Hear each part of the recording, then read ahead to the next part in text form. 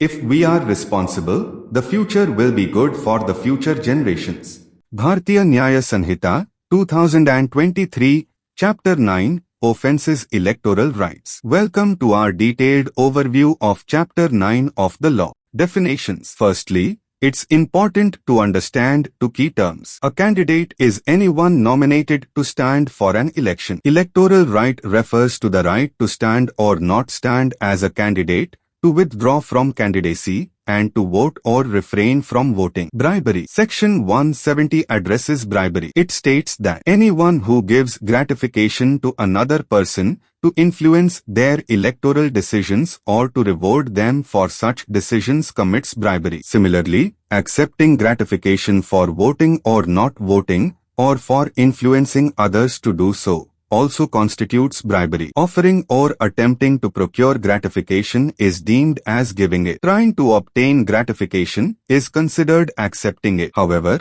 public policy declarations or promises of public action do not count as bribery under this section. Undue influence. Section 171 focuses on undue influence during elections. According to this section, interfering with the free exercise of electoral rights is an offense. This includes threatening a candidate or voter, or making them believe they or someone they care about will face divine displeasure or spiritual censure. Again, public policy declarations, promises of public action, or exercising legal rights without intent to interfere are not considered interference. Personation.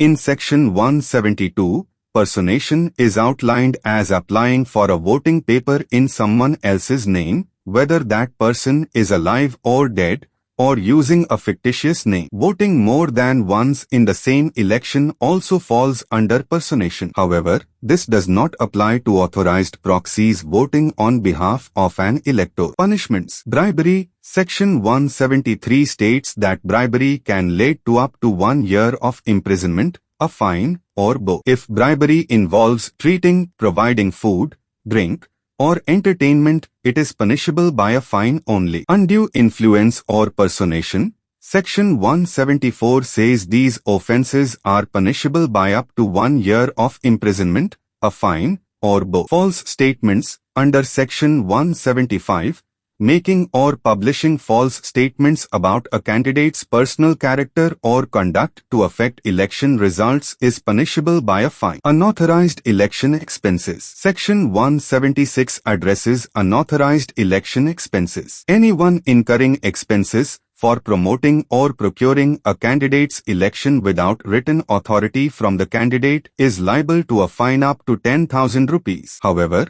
if the expenses do not exceed 10 rupees and are later approved in writing by the candidate within 10 days, they are deemed authorized. Failure to keep accounts. Finally, Section 177 states that failing to keep required accounts of election expenses is punishable by a fine up to 5,000 rupees. This concludes our summary of Chapter 9 on election-related offences. Understanding these laws is crucial for maintaining the integrity of our electoral processes. And remember to exercise your electoral rights responsibly and legally. Stay tuned to Info9 Cyber Media for more insights.